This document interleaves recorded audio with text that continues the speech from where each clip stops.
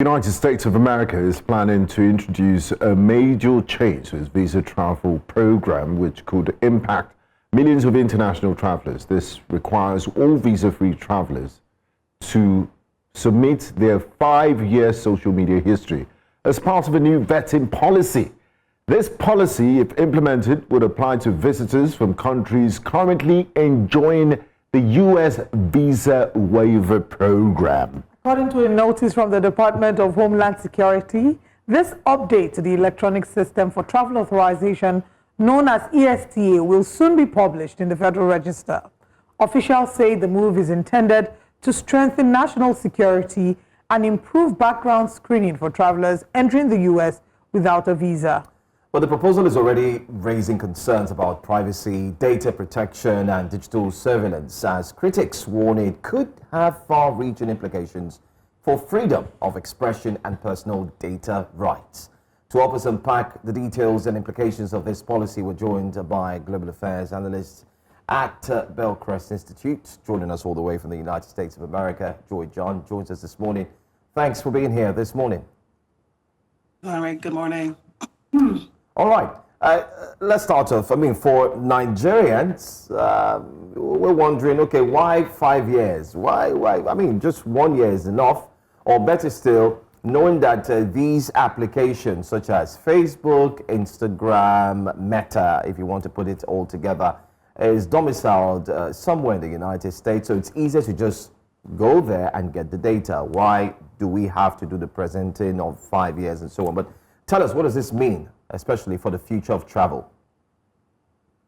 Well, you really can't dictate to a country what they decide to do and what policies they decide to implement.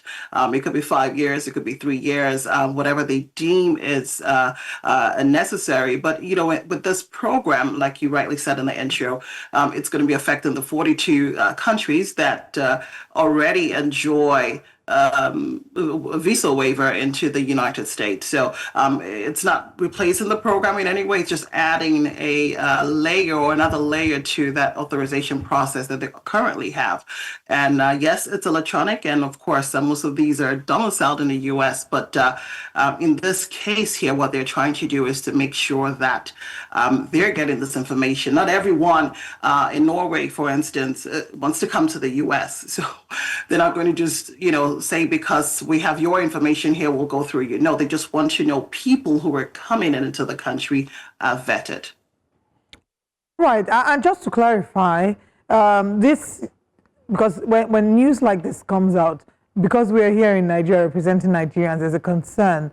Just to confirm that this does not affect Nigerians, can you help us confirm that?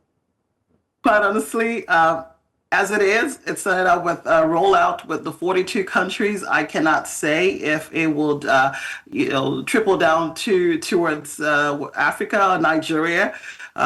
We don't know, but Nigeria does not enjoy the visa waiver program currently. So I think that's a good one in this case for now, that we are not directly affected.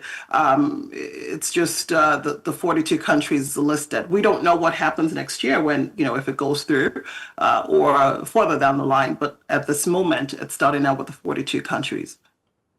The United States often is seen as the bastion of freedom and democracy. And in the recent past, a Norwegian citizen was deported from the United States because he had a meme of the Secretary of War, of the Vice President of the United States, J.D. Vance, which showed him as a baby and a big head, with a comical type of big head, and it was sent back. Why are we witnessing the erosion of some of these freedoms of speech? And so a lot of people might think, you know, that's very petty.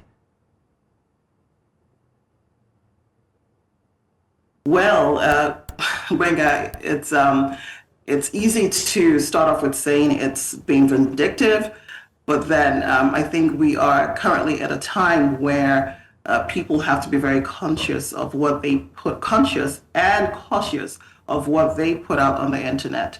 The world has become a global village. So you just can't wake up and use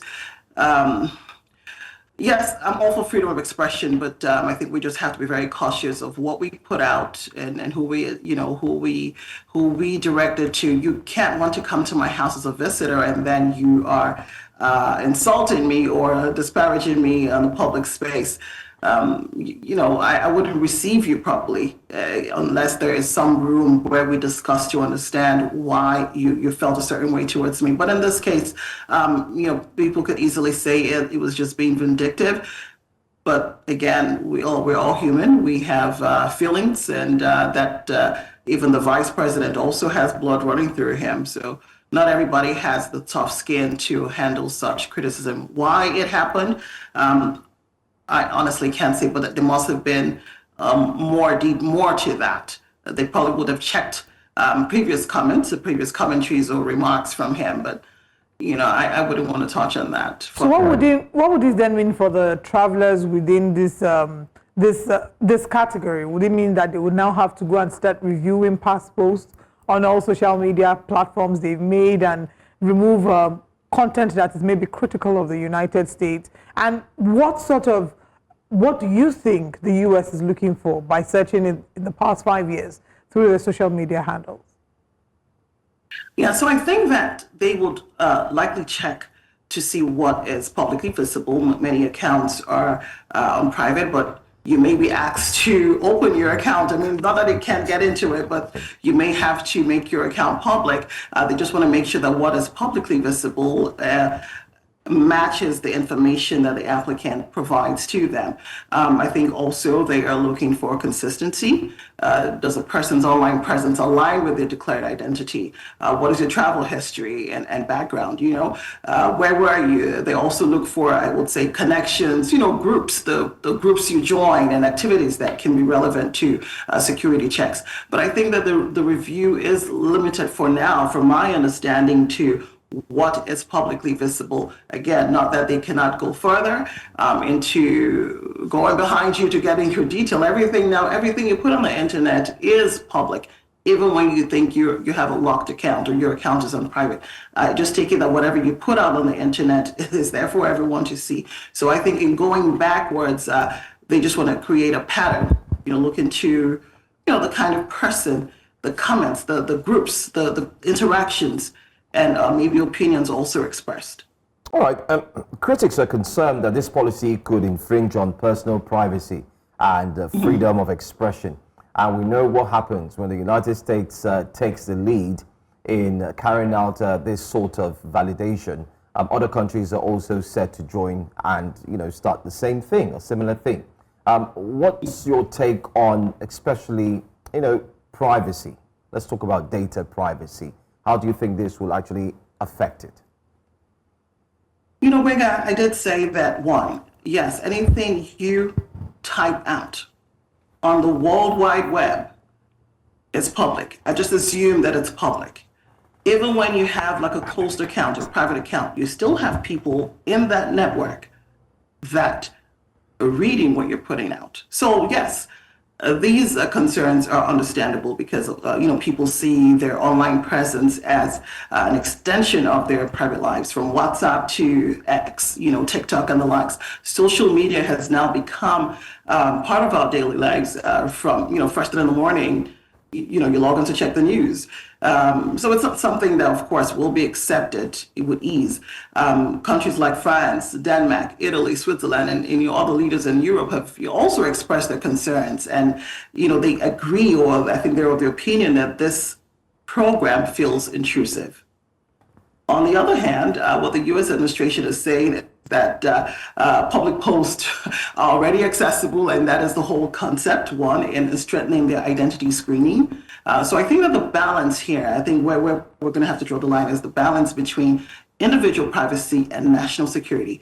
That will be what will drive the debate. We will probably, I foresee some hiccups when it rolls out, but we will see how far that goes, or how far the policy or the program can be implemented when it kicks in full next year. Now, let's talk about, for example, in Nigeria now, it's now a requirement to submit your social media handles if you're applying for an American visa. I want to visit the United States of America. I grew up watching American movies. I want to see San Francisco. I want to see Times Square, New York. But because of my job as a journalist, and there are also concerns about activists that are critical of the United States. For example, yesterday when the United States of America, what people have called piracy, hijacked a Venezuelan oil tanker that was headed to Cuba, I called it piracy, and I said I condemned it in my own little way. But if I go to the United States Embassy and they see that condemnation of the actions of the United States president, my dreams might never come true. I have to wait for the end of the term of President Donald Trump. Have I lost my freedom of expression because, or should I not have done that? And would I lose my freedom of expression if I want to go to the United States, genuinely want to go to the United States? I have to just keep quiet about everything the United States is doing and not comment on it. Wow, that's a big one. I don't know if you're actually reporting yourself now. I don't know. But again, I will say that the freedom of speech is one thing that is enshrined in the U.S. Constitution. People who use social media as part of their work, of course, will naturally draw attention. You talked about sharing an opinion. I'm not sure if that relates to you personally, or you just use that as as part of this question here. But it could be anyone really, and I think it's perfectly okay to express your opinion. It's just how constructive is that opinion? We have journalists who cover protest, activists sharing the advocacy work, researchers documenting conflict zones, and they may often post material that is intense or political. I don't think that anyone who expresses negative opinions about the Trump administration or the office of the president or even his person will be automatically denied entry into the United States. But I think that it will prompt a closer look, just simply because their online footprint is larger and more public than the average traveler's footprint. I don't think that it would. Yeah, but Joy, if we're looking at a practical and recent example, Professor Wole Soyinka made comments comparing President Donald Trump to Idi Amin, called him the white Idi Amin. If a Nobel laureate, a global figure of his standing, can be denied a visa, I mean, who am I in the grand scheme of things? There goes my dreams of seeing Times Square. I guess I'll have to watch it on YouTube. You will see Times Square. You will see it. You will be from Times Square to Hollywood. You will go. Amen. So Soyinka, with all due respect, is an icon that a lot of us look up to, not just in Nigeria, Africa, or the world at large respects his work. He is also not one person that holds back when he has to really say something. He has attained that level to speak up and get away with certain things, and he didn't hold back his opinion. He's entitled to his opinion, but don't forget, yes, his green card, I think, was outrightly canceled. No explanation, no invitation. You will feel a certain way. It's not like he doesn't live in the U.S. He visits. He at least deserved an explanation on why that was canceled, regardless of whatever he said. To get a Nobel Peace Prize is a whole lot. Not everybody can get it, no matter the position you carry. So for them to treat him that way, I cannot speak on that, but I do hope that subsequently it will be resolved. There's nothing that cannot be changed, but I can't say much on that. We're all being careful now. All right. Finally, final question from me. Do you foresee this new policy helping with a global shift towards digital surveillance and controlling immigration? Because it seems like that conversation will never go away. So maybe one way to control the mass movement of persons into the United States of America is to possibly, take a look at their data through social media, highlighting key concerns, and then you can actually fast track the rejections. What's your take? Well, honestly, I can't really say much on that. The goal, as the Trump administration say, is to, or describe the whole proposal is to strengthen the screening before people board a plane to the United States. There was a situation where a professor was actually deported out of the U.S. based on her history online. Now, will that make the country significantly safer? I don't think so. I can't really speak on that. I'm not a security expert, but I think it will overall depend on how consistently and carefully the program is implemented. People want to make sure that it's fair and transparent. It's just transparent across board.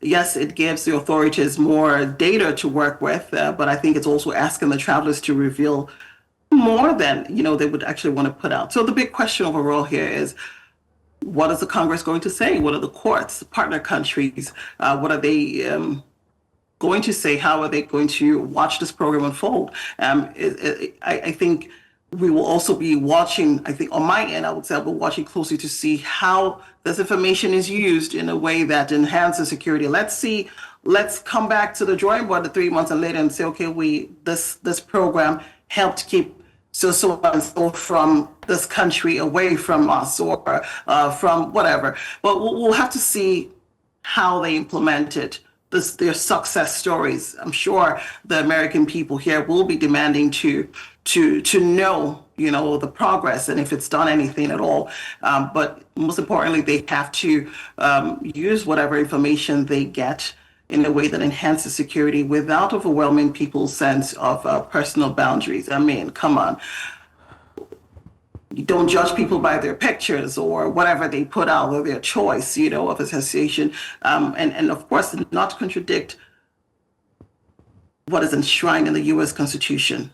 Freedom of speech is one thing that Americans hold on to. We're thought to be expressive. So this seems like a gag to some people. But again, I'd love to see the success stories afterwards. Well, I mean, I guess in the coming weeks, we'll find out the application of this and how that will unfold, and if it will then spiral down to other countries. Thank you, Joy John, for joining us this morning. Breakfast Center.